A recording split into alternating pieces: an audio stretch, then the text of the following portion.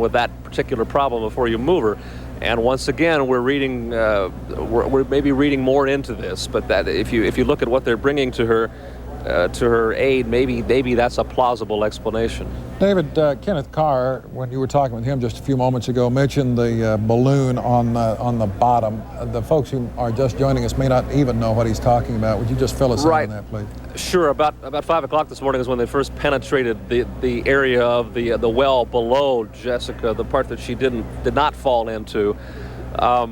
Originally, since moment one of this, they said, well, we think that narrows the 6 inches down below her. That may be part of the reason she didn't fall any farther, and therefore we're not worried about her going down any farther. Well, when the first rescue worker got through that, when they got through the tunnel to the open area of the well beneath Jessica, his feeling apparently was that, gee, this might be wider than 6 inches, and if it's possible that it is, let's not take any chances. So they brought in some sort of industrial type balloon made out of rubber or canvas. We've been told both things. One of them was inflated directly above the area where he broke through from the tunnel into the chamber. So that balloon went directly below Jessica. Then they installed a pipe or some sort of rod where they had made the breakthrough, and then put another balloon below that, and they said these balloons, if any chance that she could come down, this will stop it.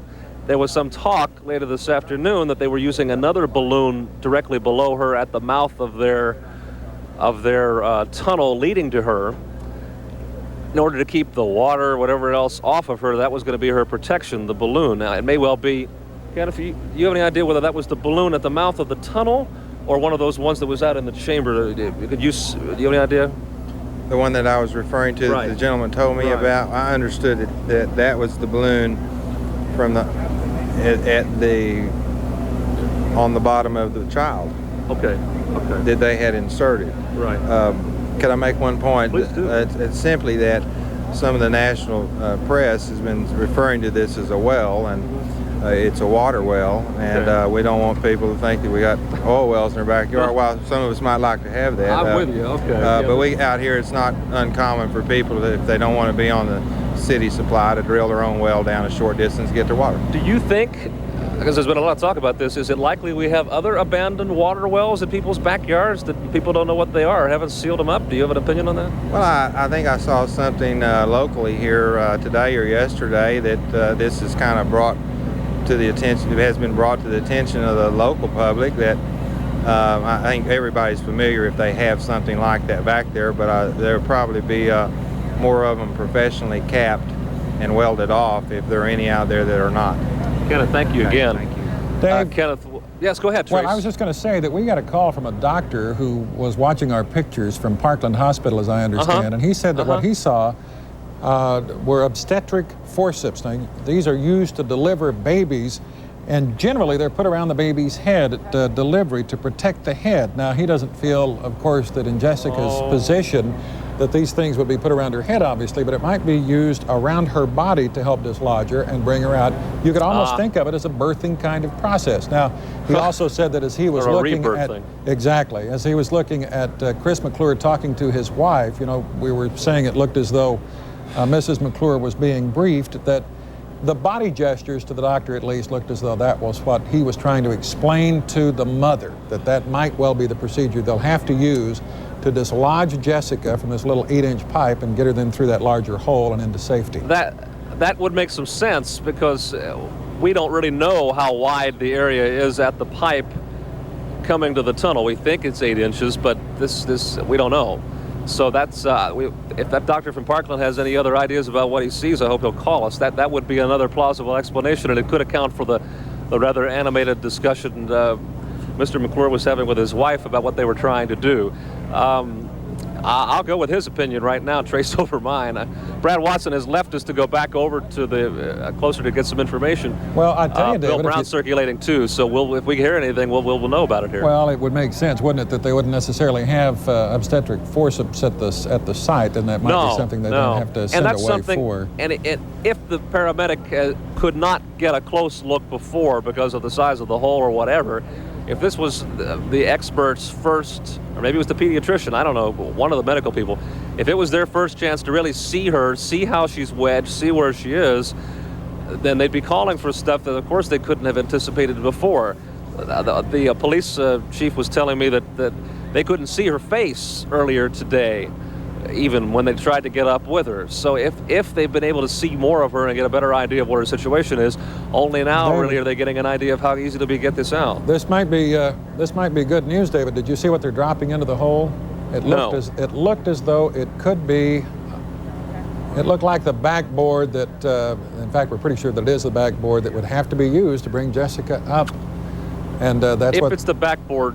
If it's the backboard, then we're getting close. They've said they wouldn't lower that in there until they needed it, which I guess is an obvious thing to say, but I don't think they'd be sending it down there just to have it sit around the cave wall. I think they would be needing to use it. So, boy, am I reluctant to get too positive. I know people have been following this closely, and I have an impression that many have. Their feelings and emotions about this have risen and fallen with everybody else's. If there were people today listening to the radio around noontime or watching us or someone else on television, it sure looked good at noon, and it looks better now. So this is awfully encouraging. I hope we'll get some word from one of our other reporters about what they're seeing close up or what's getting communicated to them. I would think if they're getting this close, that may be something we can find out, but that's an awfully good sign. There's this gentleman. I see a gentleman now with excuse me, bad grammar, doing something with the rope again. It appears to me they're making some kind of pulley. Is that possible? It certainly looks like it, Dave. It's an obvious pulley that's over the top. To a blue hook of some kind. Yeah, okay. And if that's the case, then maybe they're planning to bring her up with the pulley. I never really thought about how they would do it. I guess I kind of thought they'd carry her out on the backboard. But the pulley's getting engaged here for some reason. You can certainly, I don't know if you can see these fellas' faces, but boy, they're more animated than they've been at earlier times today. I don't know if it's, you talk about the frustration of the parents, Trace. Here you've got firefighters who are used to going into buildings rescuing babies, and policemen who do that sort of thing too, and all the things they run into. And they haven't been able to do much of anything. They weren't even able to go down and dig because you have expert diggers out here in well country who know more about digging. So these guys who've been here, some of them straight through for all 57 hours, whatever it is, they're probably relieved to seeing some activity that they can relate to. They've pulled people out on stretchers and things like that before, if that indeed is what's going on. And it sure looks that way, doesn't it? Wish we had a live camera down inside that shaft, Dave, so we could see what's taking place there. We do. Earlier today, so if people were watching, we made a big deal of the fact that around a little before noon, they allowed cameras to come in around the hole a few feet back. And we'd been told if that happens, boy, this could be it. About 5 o'clock, they moved those cameras and said, we're not sure it's a real good idea to have you in here after all. And they put them up on a truck of some kind. One of those cameras up there is a channel 8 camera being operated by KMID here as part of our agreement to try to help each other get the best pictures possible. So the fellows who were down around the edge showing us the close-up pictures of faces and things around lunchtime are now up above. That accounts, for those of you who watch television closely, that accounts for the difference in the angle you're seeing. We're not seeing too much ground level right now. We're seeing from above. There are 2 or 3 cameras all tied into the same system we're using. I assume you guys have been flicking those back and forth a little bit. Yes, we have, Dave. There was the person who looked as though she might be a nurse or a paramedic or perhaps a doctor. It looked to me just a couple of moments ago as though she was down at the top of that hole. Now look, here's a group of folk look like perhaps they might be medical types who are standing there waiting. So it would appear just from these signs, Dave, and again, just trying to, as you keep saying, and rightfully so, we're not trying to get folks' hopes up, but we are trying to determine exactly what is taking place here, and if this person is, well, it looks like she's fairly animated too, as though she has something on her mind that she's trying to share with these other folks around her, and they're throwing into action now the plan that they would have to retrieve Jessica from the shaft. Now, other activity around the mouth of that area and around the top of this thing has just suddenly come to a standstill, David. Now, you're the person who's been there. There has, I think, been a great deal of activity all day long. So again, the fact that it's come to a standstill would lend credence to what we're saying now. That's a good sign. Most of the activity has been the guys with the drills or the fellows with the high-pressure water drills, all the stuff that you had to do before you could even try to go in and help her. Now, we're not seeing that. Kenneth Carr, I believe his name was, who was here a little while ago, said that one of the diggers went in to enlarge, I believe he said, the left side of that hole in order to make it large enough to get her out. Or at least that was the supposition on his part. So if all they have left to do, the diggers, that is last minute stuff like that, that would also be a good sign. You know, when they brought that hydro drill in earlier, David, we didn't realize it at the time. I know we were talking about how much faster it was going to be able to clear away that rock, but we have word now that it was able to save about 10 hours of additional work. I think that may be a fair country estimate out here. They were saying to us, if only we had this yesterday, but I think part of the problem is this doesn't happen very often. While they do a lot of drilling out here, it's different sorts of wells, and they don't, you know, how often does a little girl get stuck 22 feet below ground? And then how often, if you do have to dig down 22 feet, say in Dallas-Fort Worth or someplace else, how often do you hit solid rock as you try to get over to something underground like that? So they were very successful. I would think that, for me at least, the lowest moment of this entire experience was after the noontime buildup. And then it just looked, they were saying they had to move more rock, and it was like, oh my Lord, is it going to be another all-nighter or even longer? But that may have been the most productive digging. Apparently, Brad Watson, who's pretty good at putting these in terms people can understand, was saying that it's like when you have your backyard garden hose and you put it on the very strongest, most direct spray and line spray instead of the kind of thing you do to water the daisies. If you put that on mud, that mud's you're gonna dig a little ditch in that mud. And it's the same principle with the kind of rock Brad was describing earlier here, that stuff was like, the water came out at such incredible speed, 32,000 pounds per square inch or something along that. I probably got that wrong, but that's something very hard force. Mrs. McClure, it was able to dig into that. Mrs. McClure has just stood up. Her husband has stood up. We've seen some very dramatic pictures, very touching pictures, I might say, of Mr. and Mrs. McClure. He had his arm around her earlier, and they are moving now, perhaps a little bit closer to the hole. David, I don't know if you can see these pictures. I can, yeah. I was talking and not they're looking. Getting chairs for them. I think that's what they've done. They were sitting on the ground there, and I think they finally brought some chairs over. So maybe that means that they're in for the duration. Well, now, my concern was they were kind of heading toward that yellow police rope, and I thought, if they're leaving, we're in trouble, or their daughter's in trouble, or it means they may be let down again. But I think I just saw her plop down on what looks like a chair, so that's... that means that they're not going over to the hole. Doesn't mean their daughter's coming out this second, but it also doesn't mean that it's over, that it's another disappointment. So that's nice to see. These photographs are almost like thumbing through an old Life magazine. Very dramatic pictures, Dave, of the faces of Mr. and Mrs. McClure, a very nice-looking couple. And these smiles, I think, for all of us, have to be cheering. They would not be smiling unless the news coming to them, quite obviously, was good news. So that's good news for all of us. Just, I don't want to read too much, of course, into their body language and into their facial expressions. But boy, that's mighty encouraging to see those smiles. We have wondered, once they got out of there, what would happen. There's been an ambulance. I don't think we can see it, so I won't ask Tom Lovelace to try to do something impossible. That ambulance has been standing by since our first crews got here, Matt Quinn and the guys, a couple of nights ago. And they're ready to take her right down an alley, out to the main drag here, out to Highway 80 and over to the hospital, where I'm told they've got what they need for her there in terms of the top treatment. Our guess is she'll be there a while, if only to treat someone who's been without food and water at that age or any age for 57 hours. Going on 58 hours now, 57 hours and 40 minutes. And then if indeed there have been any sort of injuries, whether that leg was a problem, they'll have to treat all that. So she'll probably be at the hospital for a while, and they're already telling the public here, please come to the front entrance and just, we'll give you information there, and they've got a media thing all set up. So they're ready. We have a photographer who's been out there all day waiting, and maybe he's going to get a little action. It's looking more promising. I haven't been able to see in the pictures I'm looking at any activity around the hole. Most of the ones I've been seeing are on the couple, the McClures. Right. Have you seen anything new, Tracy? Well, they've been. We haven't been actually looking at the hole either, but at the couple, we're back at the hole now. It looks as though we have I don't know, 4 or 5 people who are peering down into the hole, Dave.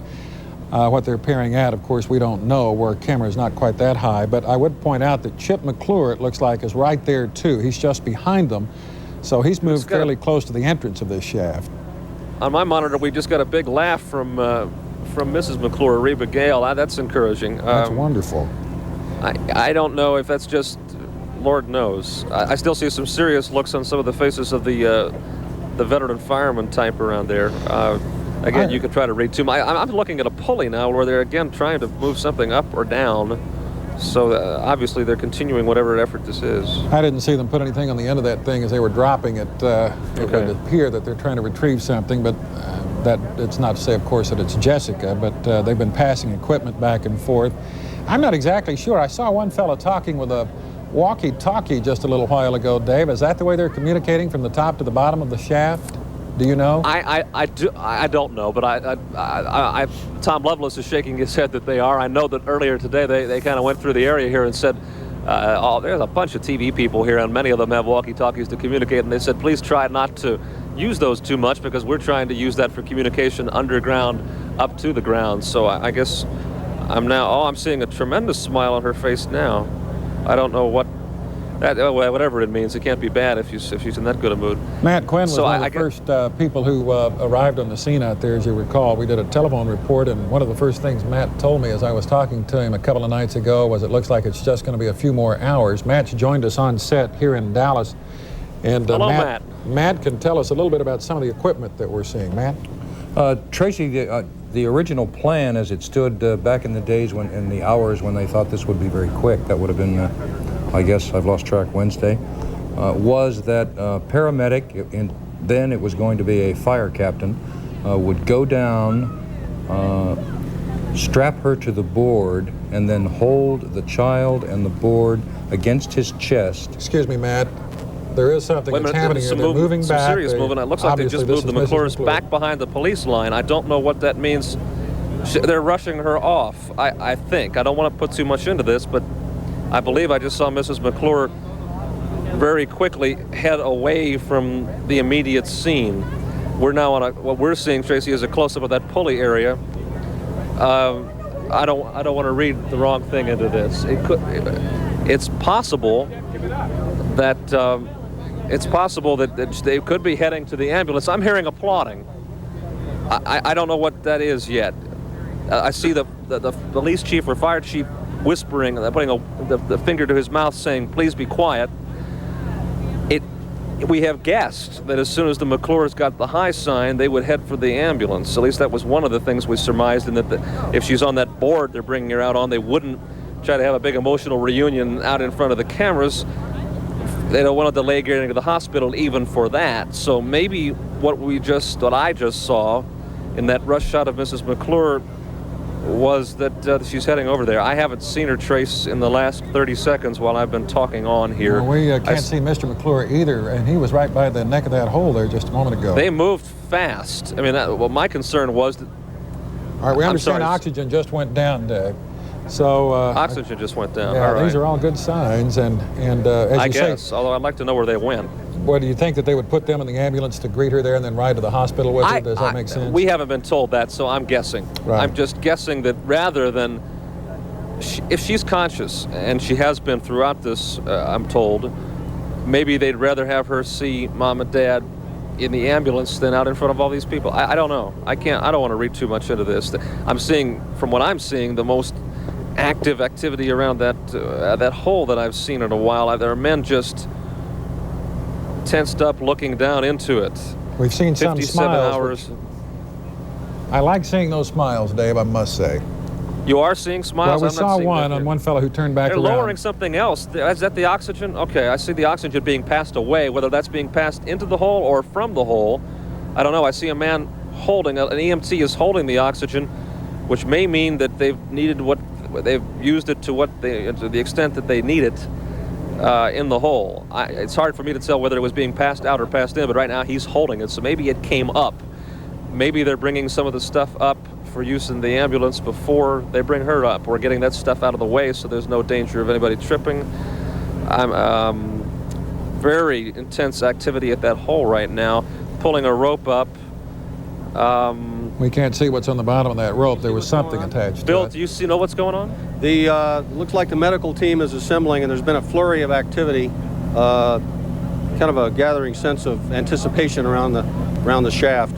Did you see where the McClures went? On our monitor here, they simply rushed away. We were thinking maybe to the ambulance, maybe someplace else. Do you have anything you can say about that? I could not. I saw that they left. I couldn't see them anymore. I don't know where they've gone, but they've been assembling something near the edge of the entrance to the shaft. Apparently, it could be a stretcher. I can't tell, but there's a nurse there. There's a doctor. A medical team is standing right on the edge of the opening now. A lot of people smiling and looking very intently down into the shaft as if they're expecting something. We were wondering if perhaps they had freed the child. We have not confirmed that, but did you hear that little burst of applause or somebody screaming happily? I did, and there was no apparent reason for it that I could see, Dave. Maybe they thought she was coming out at that point and she didn't. But there's a sense that something is imminent.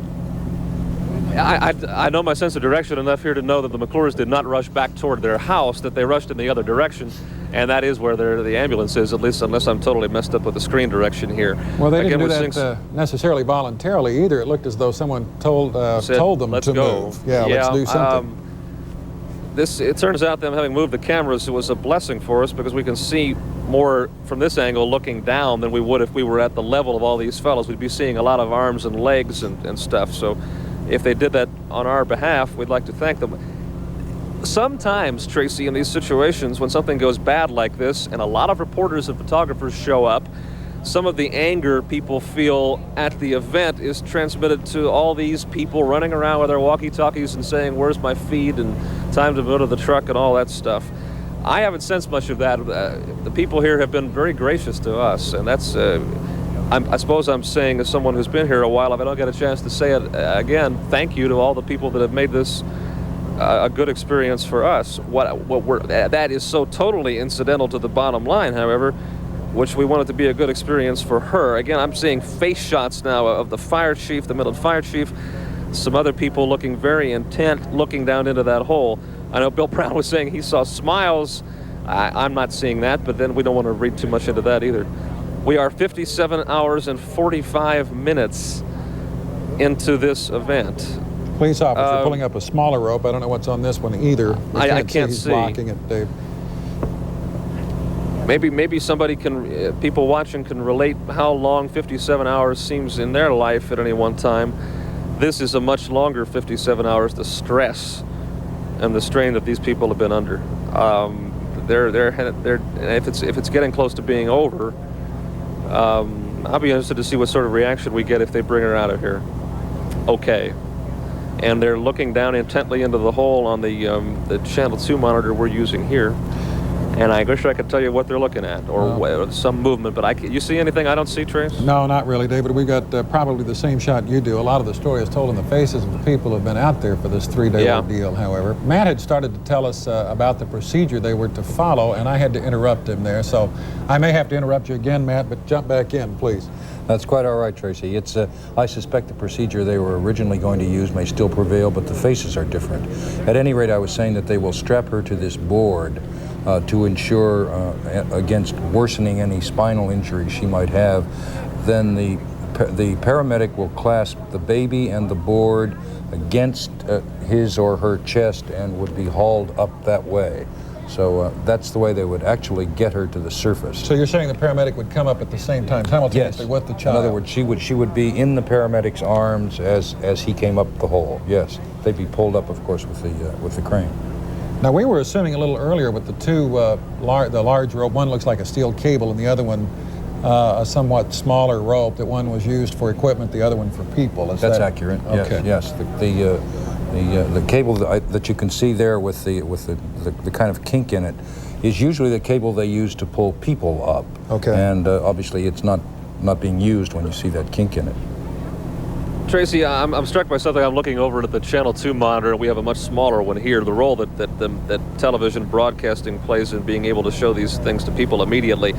There must be 50 or so people who've been here for a while gathered around the monitors watching on television what is happening 15 to 20, 30 feet behind them. They get a better view on it, in this particular case from the ABC affiliate they're looking at here and from our little monitor, than they can actually being here.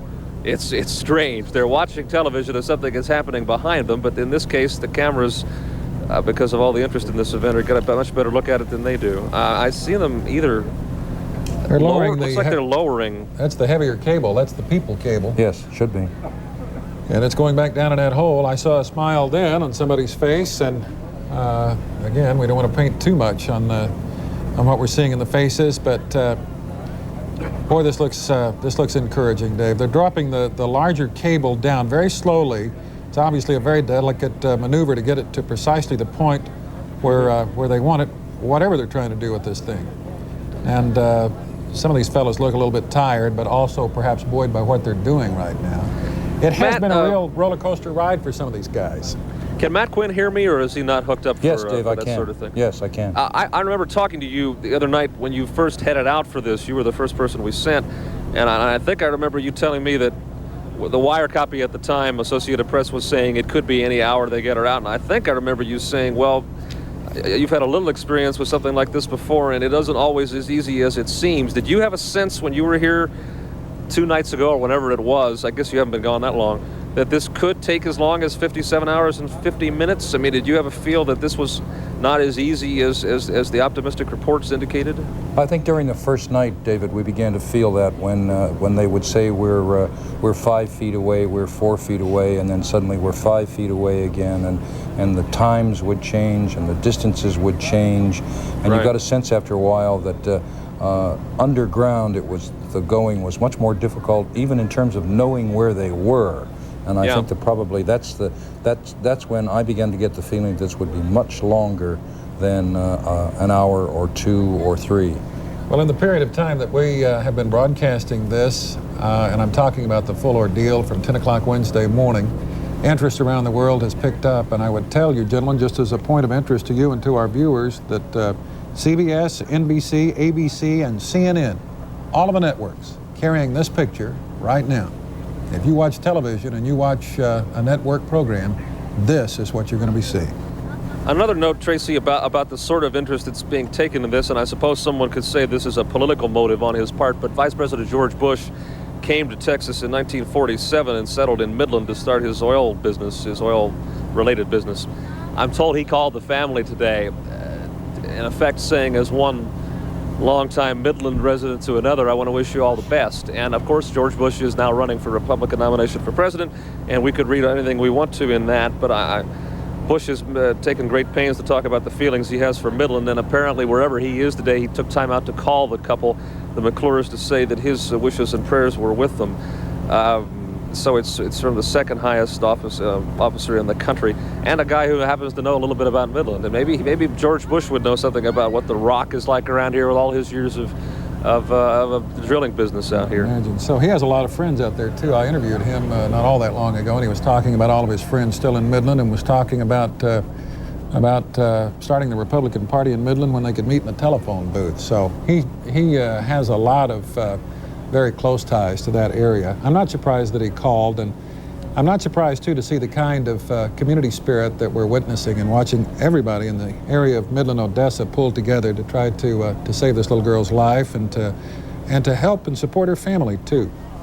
You can make too much of the small town or the small area pulling together, I guess. I mean, I know when the Delta crash happened in Dallas, there was all the people who lined up for blood. So that kind of thing can happen in Dallas, too. Maybe it's easier to get a gauge on it in an area the size of Midland, Odessa. This is, as we told you, our affiliate here in Midland has been broadcasting this continuously since 9 or 10 o'clock this morning. And they, broadcasting being what it is, they wouldn't be doing that if they didn't think their viewers wanted to see it. So if the whole world of the whole country is watching, I doubt anybody is watching any more intently than the people in this town, this area. David, did we ever find out exactly how old this well is that Jessica fell into? About 15 years. They told us that the first night. They indicated they thought about 15 years old. And it goes down about 80 feet. So we were talking a little bit earlier about the metal casing that she fell into. That would be that's heavy duty metal. It's nothing that they would be using today, which would be, of course, plastic. Well, actually, it's an 8-inch. It's an 8-inch heavy duty pipe, and it only goes down about 10 feet, and then it widens. They were calling it an erosion chamber at first, and then the pipe resumes at the bottom of that, in effect, that 20-foot high bell-shaped erosion chamber. And then it drops down another 60 to 80 feet to the water table. What a picture. I'm looking at a close-up here of a fellow in an orange hat. I think I may have read lips on this one. He was smiling and said, "Oh man," I hope that's what he was saying. It looked as if he was quite happy. Yeah, There's still a lot of activity right around that well. He had a fist in the air on the other side, almost looked like one of the old power signs, Dave. And that, if body language speaks, he was telling us something. Maybe it's a little West Texas power pride thing we're seeing. Looks like that cable is fairly taut, Tracy.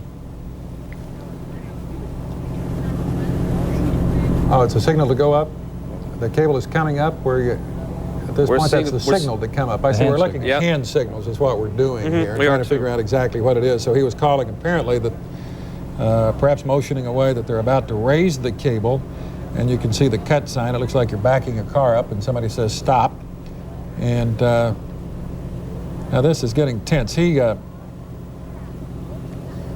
right, he's telling the folks who are running the pulley exactly where to stop and how much slack and what kind of support he wants off that line that's going back down into the shaft. And at this point, Jessica McClure has been underground for 57 hours and 55 minutes, according to our count. Maybe she'll be out in less than 60. It certainly appears as if they're trying to raise her or get her up on that pallet now. Sure would like to know where the McClures went. We haven't found that out yet, right?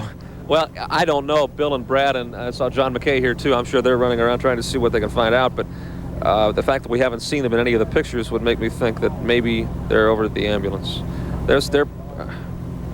I can't, it looks as if they're, I'm trying to tell Trace, I don't want to, it looked as if they were pulling something up. I almost thought I saw a pallet. But the cable is coming up. Yeah, it looked to me like in between those two fellows with the white shirts, I saw part of a pallet. But I don't want to read too much. You know, I could easily be wrong.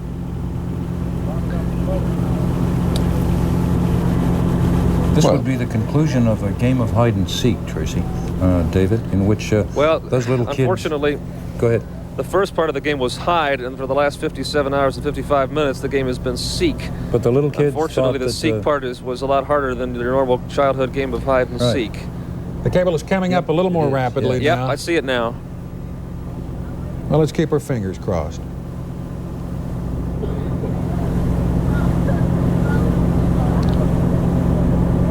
I'm seeing some relieved-looking faces, but you don't want to make too much of it too soon.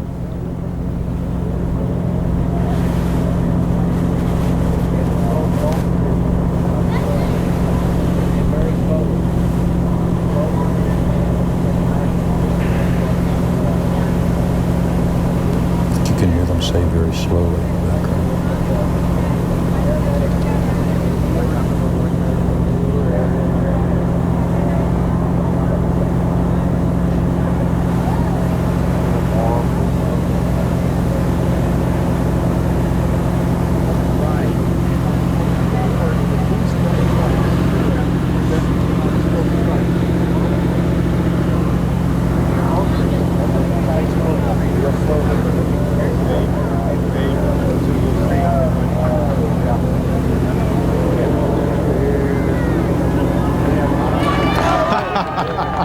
There it is. 58 hours on the button, according to the clock we're looking at here. There she is. There she is. She's got a bandage on her head, Tracy, from what I can see. I see her eyes open, I think. I see some dried blood on her cheek. I think her eyes are open. Oh, boy.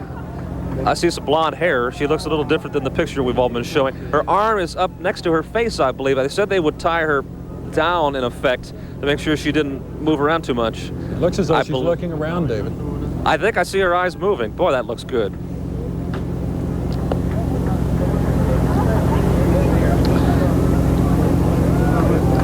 Boy, a picture is worth 1,000 words sometimes, huh? Now, they have her restrained, David, as we understand it, because they don't know at this point what may or may not be wrong with her. Of course not. I see her other arm is well, it looks like her other arm is free. I see. I know that. That's her left arm. There's a different shot.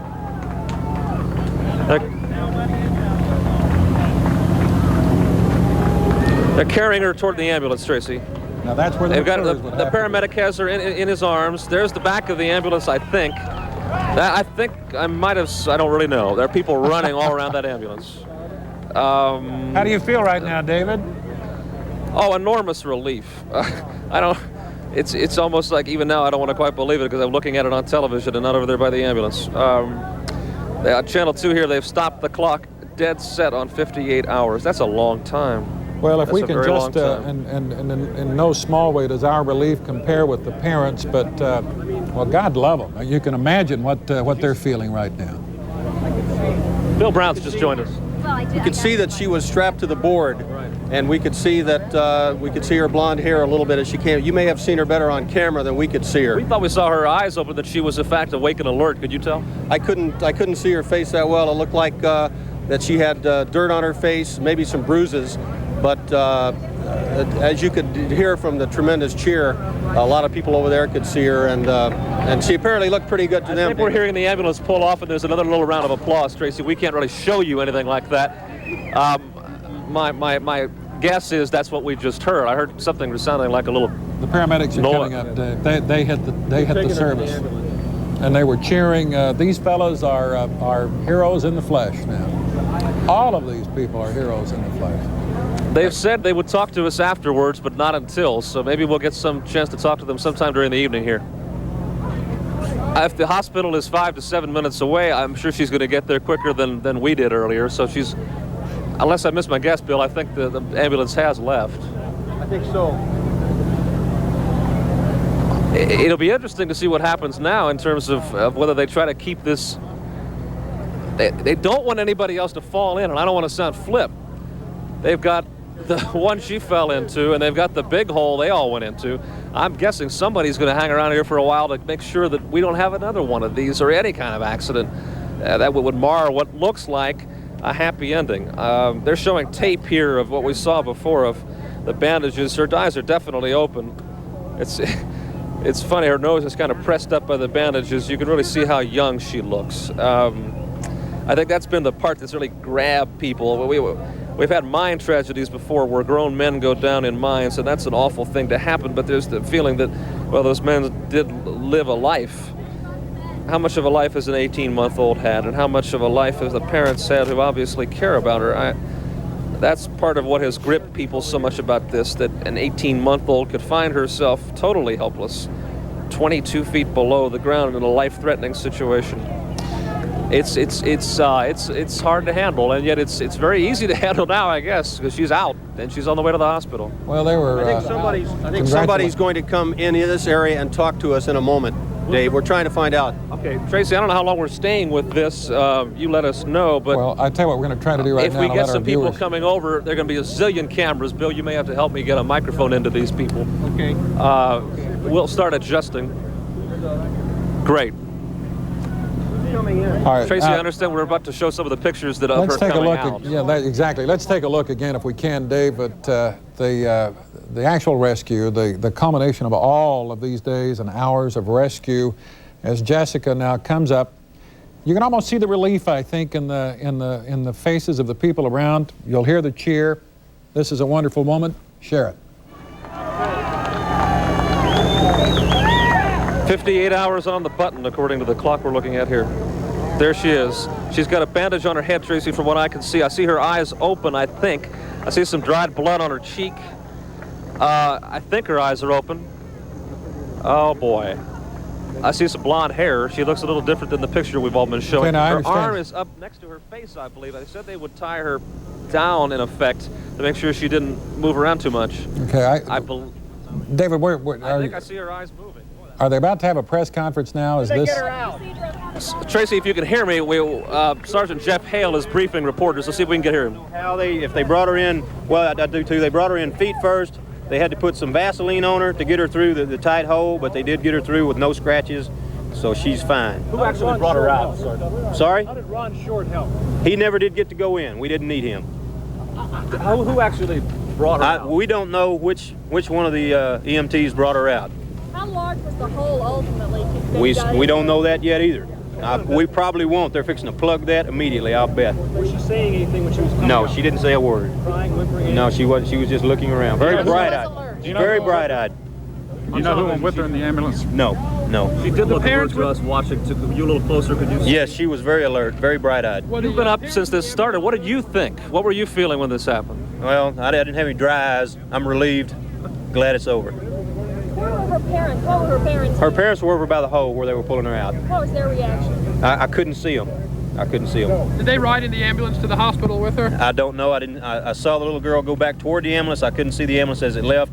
I don't know if the parents went with them or not. What kind of medical preparations were done on the child? Just as best they could do what they had. I don't know exactly what they had. Do you have any feeling for what the key was to actually get the hole large enough and get her out? I'm sorry? Do you have any idea what the key was, whether it was the water pressure drilling they did that actually made this large enough to get her out at the time they finally did? It was that tool that was used to make that hole large. Did that save a lot of time and the effort? That did save a lot of time and effort. We wished we'd have had it a day or two back. How many went down this last time? 3, I believe. The metal pieces, were those braces that were set down? I think they were braces to brace the balloons that we had put in. I'm not for sure about that. Any word on whether she has any broken bones, whether that leg that gave her trouble? We're going to have to wait till she gets to the emergency room before we know anything like that. Do you know what was wedging her in there? Did you ever find out what was wedging her and holding They didn't look. They just got her out, and that's it. That's all we had. It seemed to be taking a long time for us just standing out here where they were dropping things down and so forth. Do you have any feeling for what they were going, what all that was about? They were just taking precautions, I'm sure. You said they put Vaseline on her feet They put Vaseline all over her.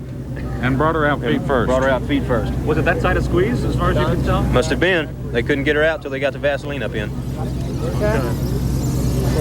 But outwardly, Tracy, that's, I think, about everything we're going to hear. He says they covered her completely with Vaseline in order to get her out. I mean, people were joking in a nice way today. Maybe they should get some butter or margarine and put it on her. They used Vaseline. The sergeant doesn't really know anything about her medical condition.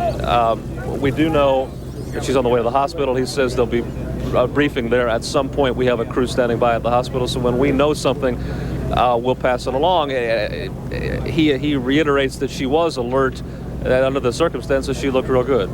You know, David, he said that he didn't know which of the paramedics actually got her, that there were 3 in the hole, as I understood him. And maybe that's just as well. They're all heroes. And all of these other folks who now, dozens of people who have taken great part and given of themselves for all of these hours to help save this little girl's life. And now they just go about their business.